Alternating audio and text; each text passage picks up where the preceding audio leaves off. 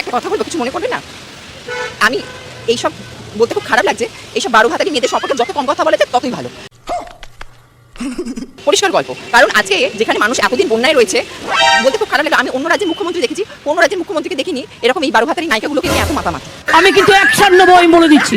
রচনা ব্যানার্জি বললেন যে quintal quintal জল, কি বলবেন এই বিষয়ে? আচ্ছা, তোমরা আর কাউকে পাও না, তোমরা আমাকেই দেখলে আমি রাস্তা দিয়ে যাচ্ছি। আপনার কথা তো লোকে শুনছে, এই যে আর্টিকেলের ঘটনার পর আপনার যে প্রতিবাদের ভাষা সেটা লোকের পছন্দ হয়েছিল। আচ্ছা আচ্ছা আচ্ছা, দেখুন রচনা ব্যানার্জি, ফার্স্ট অফ অল আমি একটা কথা বলবো, এরা একটা সাংসদ হয়ে, মানে দেখুন এরা যে কথাগুলো বলছে অর্ধশিক্ষিত। আমার মনে হয় মুখ্যমন্ত্রী, মাননীয় মুখ্যমন্ত্রী ওকে আবার প্রাইমারি স্কুলে পাঠানো উচিত, কারণ ও কোনটা কেজি, কোনটা কিউসে, কোনটা লিটার, এগুলোর এখনো বোধজ্ঞান এখনো আসেনি। সুতরাং একটা পাবলিক তুমি ফিগার হয়ে, যেখানে তুমি একটা পাবলিক সার্ভেন্ট, এত বড় লোককে তুমি সবাইকে তুমি সার্ভিস করছো, সেখানে গিয়ে তুমি একটা আলপট্টা মন্তব্য করে ফেলছো, এটা তো ঠিক নয়। আর হবে না কেন? দেখুন মাননীয় মুখ্যমন্ত্রী যেমন বলে 1500 কেজি ওজনের বাচ্চা, দেখো বোঝো অবস্থা, মানে এদের কোনো মাপ, মানে কি বলবো, মাপের কোনো পরিমাণ নেই। 1500 কেজি ওজনের বাচ্চা, তারপর কি মহাভারত রচনা করেছে কাজী নজরুল ইসলাম, উনি তো উল্টো পাল্টা যা পারে বলে দেয়।